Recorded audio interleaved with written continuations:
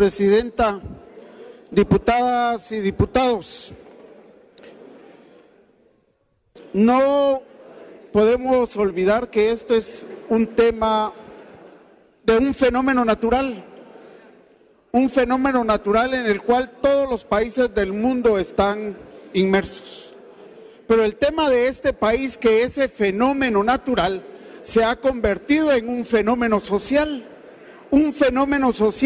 que tiene causas muy profundas, en los mecanismos de la mala gestión de la administración pública de este país.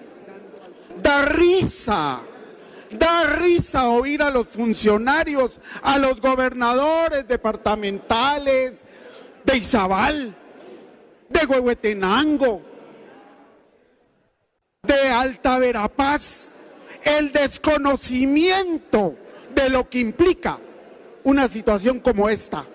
Da vergüenza oír a un ministro de la Defensa, a un director de Insibume, a un ministro de Comunicaciones y al presidente repetir la historia, repetirse entre ellos algo que el país ya sabe porque los medios de comunicación lo han hecho ver. O sea que repiten lo que los medios de comunicación social y las redes sociales trasladan, que es objetivo y real. No tienen ninguno de ellos una visión real de lo que implica la magnitud del problema del fenómeno social en este país, como consecuencia del clima, por supuesto, pero los orígenes van a mucho más allá. Guatemala es un punto de conflicto por su posición geoestratégica y geográfica. Pero solo para recordar, diputadas y diputados, lo que ustedes como oficialismo han aprobado. En el año 2020, para las tormentas ETA y IOTA, se aprobaron 385 millones, de los cuales solamente se ejecutó el 27%. En el año 2021, 589.745 mil millones, de los cuales se ejecutó el 89%. En el año 22, 542.293 mil millones, de los cuales hasta el día de hoy no se ha podido ejecutar más del 50%. Y estoy hablando de este año. ¿Y por qué IETA y IOTA? Porque efectivamente lo que sucede es algo que sucede permanentemente en este país. Pero ¿cómo se distribuye eso? La mayoría de dinero va para el Ministerio de Comunicaciones.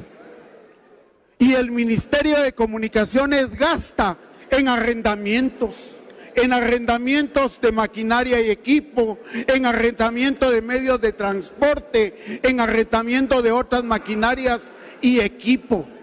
Ahí están los datos. Ahora se pretende darle un cheque en blanco al Ejecutivo y a los ministerios y a las secretarías para que ejecuten lo que no han podido ejecutar con presupuestos que el oficialismo les ha otorgado. Eso no es posible. Las poblaciones más vulnerables sufren por falta de entendimiento de cómo se maneja la administración pública de este país. Pero hay algo grave acá, y es la vivienda de las personas que son afectadas. Cerca de 1.800 familias se vieron afectadas con el IOTA y IETA. Cerca de 1.800 familias. Y se hizo un convenio entre el Ministerio de Comunicaciones, FOPAVI y el Ministerio de la Defensa para construir vivienda. ¿Saben ustedes cuántas viviendas ha construido el Ejército de Guatemala? De esas 1.800, no llega ni a 10. No llega ni a 10.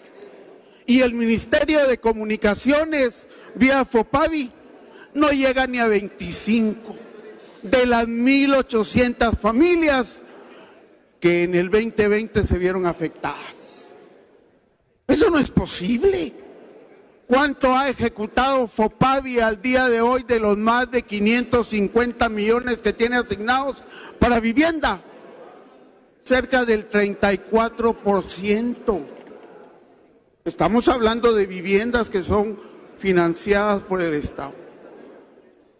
Ahora se pretende que este Congreso, y me imagino que el oficialismo y sus aliados están de acuerdo, porque es un reparto de la piñata más, dándole vía libre a las instituciones para que a sabor y antojo repartan, cuando históricamente hemos comprobado que no ejecutan, que no tienen la capacidad de ejecución presupuestaria, a pesar de que han tenido dinero, mucho dinero, muchos miles de millones de quetzales se les ha dado para subsidiar, se les ha dado para atender las necesidades del pueblo de Guatemala, y al día de hoy no lo han hecho.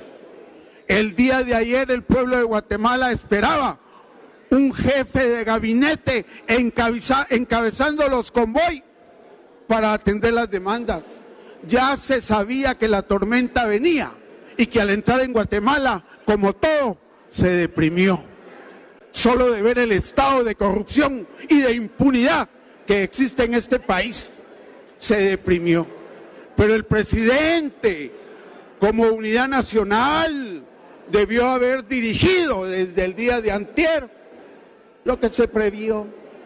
No lo vimos porque no tiene don de mando, no lo vimos porque es autoritario, y sus funcionarios tienen el ejemplo de él, no funcionan.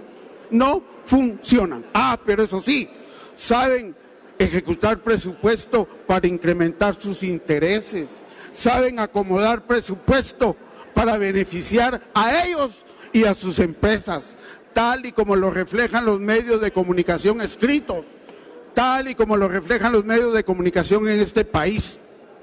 Son funcionarios impunes, son funcionarios corruptos a todo nivel, y eso pueblo de Guatemala lo debe visualizar, porque es ese pueblo el que el día de hoy está sufriendo con las inclemencias del tiempo, pero aún más, inclemencias del tiempo provocadas.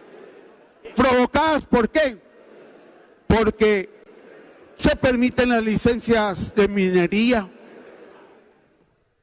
comiéndose los volcanes, comiéndose los cerros.